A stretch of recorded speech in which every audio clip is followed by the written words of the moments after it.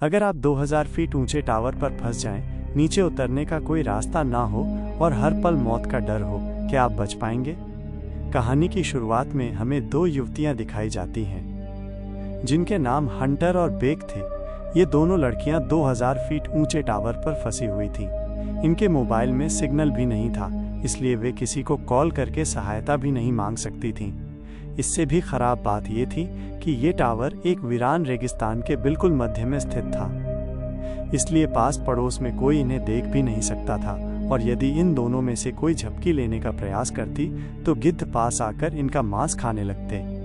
अब ये लड़कियां उस टावर पर कैसे फंसीं और क्या वे इस टावर से नीचे आ पाईं या नहीं, आइए जानते हैं हमारी आज की इस कहानी में। कहानी की शुरुआत में बेक अपने पति डैन और अपनी सबसे करीबी मित्र हंटर के साथ पहाड़ चढ़ने गई होती है। तभी डैन को एक छोटी सी दरार नजर आती है जिसमें वो पकड़ बनाने के लिए हाथ डालता है, लेकिन अचानक वहां से एक पक्षी निकलता है जिससे डैन का संतुलन बिगड़ जाता है और वो नीचे गिरने लगता है, परंतु सुरक्षा केबल से बंधा होने के कारण वो लटक जाता है। यहाँ डैन दीवार पकड़ने की कोशिश करता है और हंटर और बेक उसकी मदद करने के लिए आगे आती हैं। तभी डैन की सुरक्षा केबल टूट जाती है और वो नीचे गिरकर मर जाता है।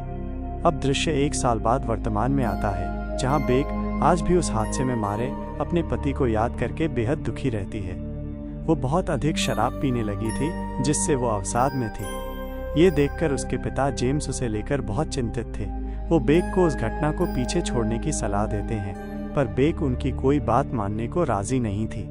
एक दिन बेक अपनी जिंदगी से हताश होकर बहुत सारी गोलियां एक साथ खाकर आत्महत्या करने की कोशिश करती है। तभी उसके मोबाइल पर हंटर का कॉल आता है, जिससे वो आत्महत्या करने से रुक जाती है। अगले दिन हंटर उसके घर आती है। उसे उस हादसे से निकालने के लिए वो कहती है कि उसने 2068 टीवी टावर पर चढ़ने का प्लान बनाया है और इसमें तू भी मेरे साथ चल, क्योंकि हंटर जानती थी कि बेक को एडवेंचर स्थान पसंद थे और उसने काफी समय से कोई रोमांच नहीं किया था।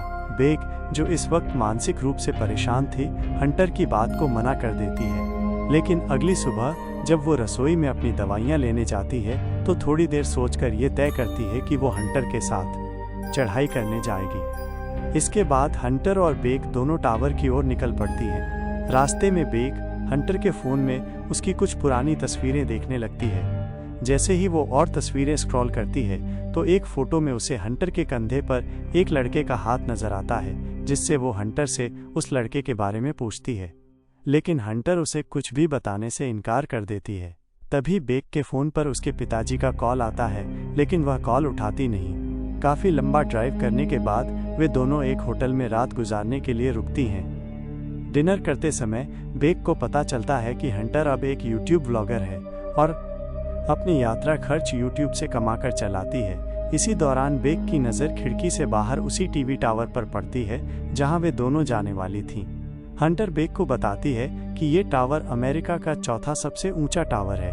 अगली सुबह बेक और हंटर अपनी गाड़ी में बैठकर यात्रा जारी रखती हैं। हंटर गाड़ी चलाते हुए अपनी यूट्यूब चैनल के लिए ब्लॉग रिकॉर्ड करती है, जिसमें वो दर्शकों को बताती है कि वो अपनी सबसे करीबी दोस्त के साथ टीवी टावर पर चढ़ने वाली है। इसके बाद वे दोनों अंततः उस टावर के पास पहुंच जाती हैं, जहां गेट पर खतरे का संकेत और ताला लगा हुआ मिलता है। यहां से वे गाड़ी को छोड़कर पैदल आगे बढ़ने लगती है। रास्ते में उन्हें कुछ गिद्ध एक मरे हुए जानवर को खाते हुए नजर आते हैं। हंटर इस दृश्य को भी अपने ब्लॉग में रिकॉर्ड कर लेती है और उस जानवर की फोटो अपने इंस्टाग्राम अकाउंट पर अपलोड कर देती है, जिसे जल्द ही बहुत सारे लाइक्स मिल जाते हैं। कुछ ही समय में वे टावर तक पहुंच जाती हैं। यहाँ हंटर व्लॉग बनाना बंद कर देती है। वहीं बेक टावर की ऊंचाई देखकर घबरा जाती है। उसे लगता है कि वो ये नहीं कर पाएगी, क्योंकि डैन के साथ हुए हादसे के बाद उसने इतनी ऊंचाई से कभी सामना नहीं किया था। लेकिन हंटर उसका डर दूर करने की कोशिश करती है और उसकी कमर में सुरक्षा रस्सी बांधकर टावर पर चढ़ना शुरू कर देती है। ये टावर बहुत पुराना हो चुका था, जिस पर बुरी तरह से जंग लगी हुई थी। इसकी सीढ़ियां हिल रही थीं और बोल्ट ढीले हो चुके थे। ये दोनों काफी ऊपर चढ़ चुकी थीं। तभी टावर का एक पुराना हिस्सा टूटकर नीचे गिर जाता है, जिससे बेक थोड़ी डर जाती है, परंतु वो साहस करके फिर से ऊपर चढ़ना शुरू करती है। इसी तरह धीरे धीरे वे टावर के आधे हिस्से यानी 1000 फीट ऊपर पहुंच जाती हैं, जहां से पूरा शहर बेहद छोटा दिखाई दे रहा था। ये दोनों वहीं पर कुछ देर के लिए आराम करने लगती हैं और पानी ग्रहण करने के पश्चात वो पुनः आरोहण प्रारंभ करती हैं। कुछ क्षणों बाद वो 1800 फीट की ऊंचाई तक पहुंच चुकी थी और अब उन्हें केवल 200 फीट और ऊपर जाना था। इतनी ऊंचाई पर पहुंचकर उसे काफ़ी भय महसूस होने लगता है, क्योंकि वहां वायु गति अत्यधिक तेज थी और सीढ़ियां भी बहुत पुरानी होने के कारण डगमगा रही थीं। वो हंटर से कहती है कि अब उन्हें वापस नीचे लौट जाना चाहिए, परंतु हंटर कहती है कि अब जब हम इतनी ऊंचाई तक आ ही गए हैं तो हार मानना उचित नहीं होगा, जिसके चलते वो पुनः ऊपर चढ़ना आरंभ कर देती है। अब इस स्थान से टावर की चोटी तक पहुंचने का रास्ता अत्यंत जोखिम भरा था। रास्ते में लगे कुछ प्लेटफॉर्म को हंटर ने सरलता से पार कर लिया और अब वो बैकी की मदद कर रही थी। उन्हें पार कराने में जैसे जैसे वे ऊंचाई पर बढ़ रही थीं, हवा का दबाव और अधिक तीव्र होता जा रहा था, जिससे बैकी और अधिक भयभीत हो जाती है। इसी दौरान पुरानी सीढ़ियों के स्क्रू एक एक कर ढीले होकर गिरने लगते हैं, परंतु इस बात से अनभिज्ञ दोनों चढ़ाई जारी रखती हैं और अंततः टावर के शीर्ष तक पहुंच जाती हैं, जहां एक और स्क्रू नीचे गिर चुका था।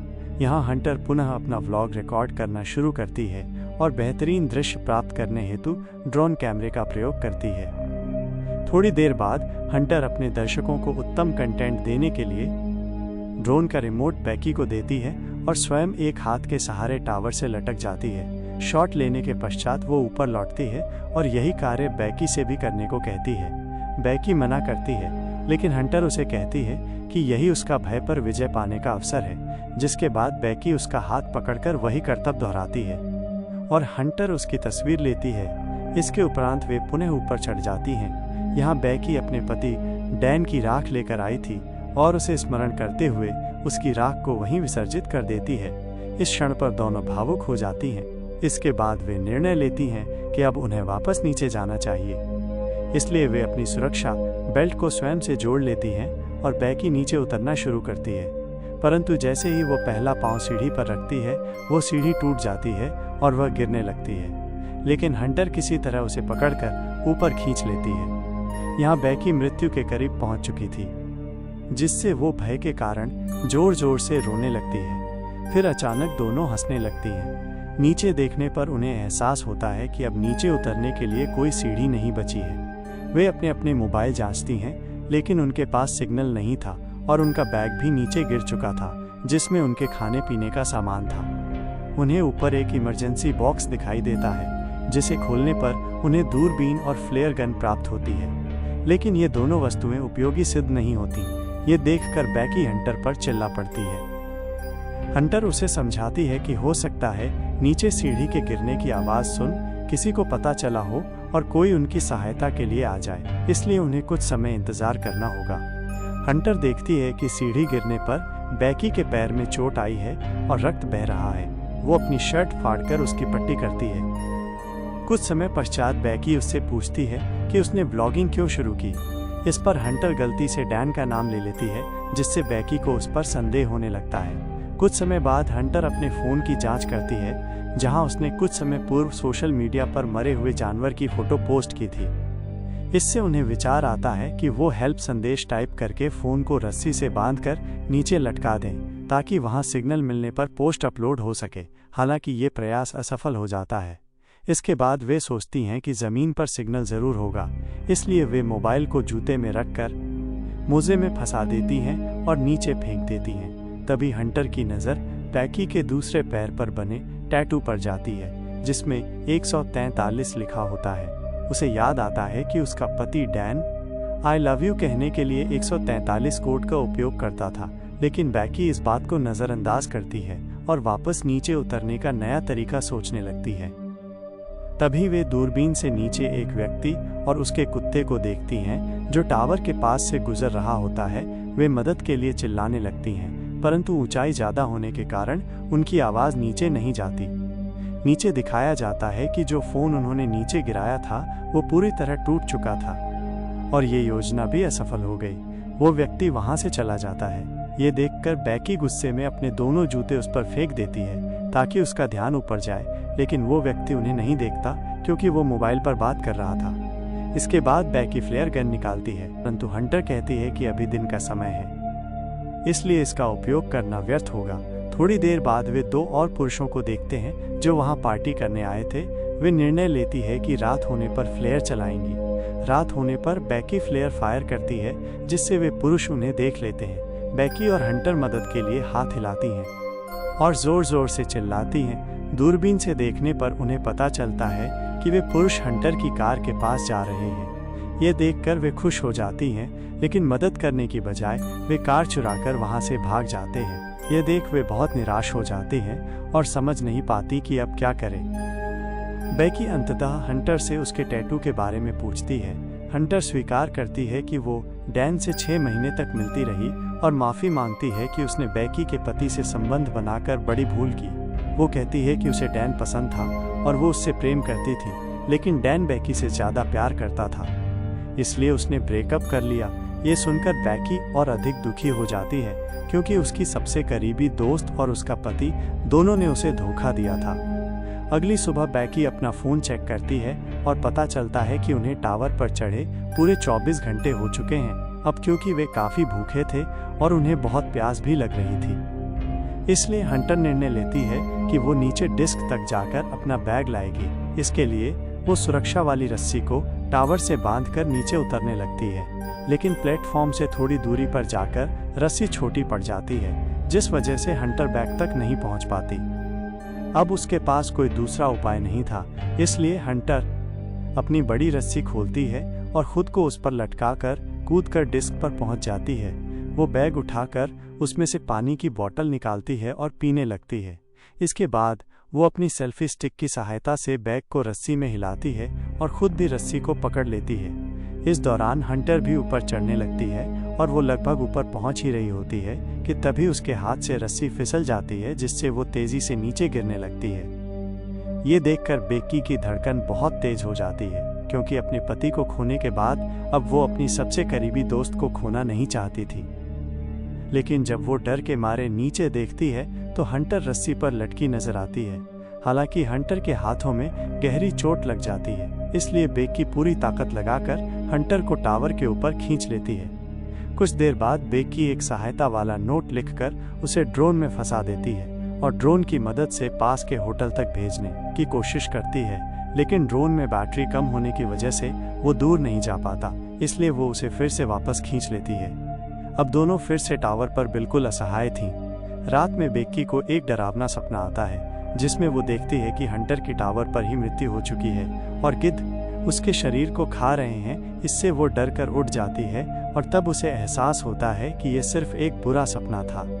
अगली सुबह बेकी के दिमाग में एक योजना आती है कि वो टावर पर लगी लाइट से ड्रोन को चार्ज कर सकती है। इसके बाद वो टावर की चोटी पर चढ़कर जैसे ही ड्रोन के चार्जर को सॉकेट में लगाती है तो वो देखती है कि सॉकेट काफ़ी ढीला है, इसलिए बेकी को ऊपर लटकते हुए ही चार्जर को पकड़े रहना पड़ता है जब तक कि ड्रोन पूरा चार्ज नहीं हो जाता।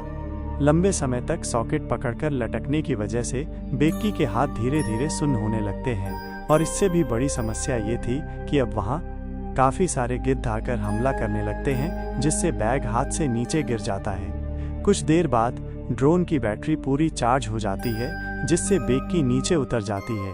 इसके बाद वो ड्रोन को होटल तक भेजने की कोशिश करती है, लेकिन जैसे ही ड्रोन होटल के करीब पहुंचता है वो एक ट्रक से टकरा जाता है, जिससे वो पूरी तरह से टूट जाता है और अब उन्हें ड्रोन कैमरे में भी कुछ दिखाई नहीं दे रहा था। ये देखकर दोनों और ज़्यादा डर जाती हैं, क्योंकि अब उनके पास बचने का कोई रास्ता नहीं था। बेकी हारकर टावर पर ही बैठ जाती है। शाम को जब तूफान आता है तो उनकी जिंदा रहने की उम्मीद और कम हो जाती है।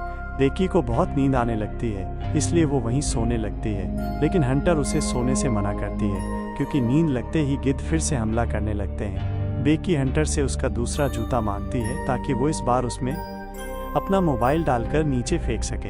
हंटर कहती है कि उसका जूता तो नीचे डिस्क पर गिर गया है। अब यहाँ कहानी में एक बड़ा मोड़ आता है और हमें पता चलता है कि जब हंटर डिस्क पर गिरी थी तभी उसकी मृत्यु हो चुकी थी और उसके बाद से बेकी अकेले ही जिंदा रहने की जद्दोजहद कर रही थी। बेकी को ऐसे भ्रम होने लगते हैं जिसमें वो हंटर को अपने साथ महसूस करती है। रात में तूफान से जूझने के बाद वो अपने पिता के लिए एक वीडियो रिकॉर्ड करती है जिसमें वो कहती है कि वो घर लौटना चाहती है। वहीं दूसरी ओर उसके पिता जेम्स भी उसके लिए बहुत चिंतित रहते हैं। अगली सुबह जब वो टावर पर सो रही होती है तब बेकी की चोट वाली जगह पर गिद्ध मांस खाना शुरू कर देते हैं। इसलिए बेकी गुस्से में टावर की मेटल से उन्हें मार गिराती है जिससे उसमें थोड़ी ताकत वापस आती है और वो रस्सी के सहारे नीचे डिस्क पर उतरती है जहां हंटर का शव पड़ा होता है। इसके बाद वो अपने पापा जेम्स को मैसेज करती है कि वो टावर पर फंसी हुई है और अपने फ़ोन को हंटर के जूते में डाल देती है, लेकिन इस बार वो जूते को हंटर की लाश के साथ नीचे गिरा देती है। इसके बाद रात में उसके पिता जेम्स को बेकी का मैसेज मिलता है और वो तुरंत पुलिस को सूचना देकर वहां पहुंचते हैं। जैसे ही वो टावर पे पहुंचते हैं तो देखते हैं कि पुलिस एक शव को स्ट्रेचर पर ले जा रही है, जिसे देखकर उन्हें लगता है कि ये उनकी बेटी की लाश है। तभी उन्हें अपनी बेटी पुलिस की गाड़ी के पास दिखाई देती है। फिर दोनों एक दूसरे को गले लगाते हैं और इसी के साथ ये शानदार फिल्म यहीं समाप्त होती है। ये तो थी सिर्फ एक कहानी, लेकिन ऐसी कई और कहानियां इंतजार कर रही हैं आपको चौंकाने के लिए। सब्सक्राइब करें और तैयार रहिए क्योंकि अगली बार कहानी और भी गहरी होगी।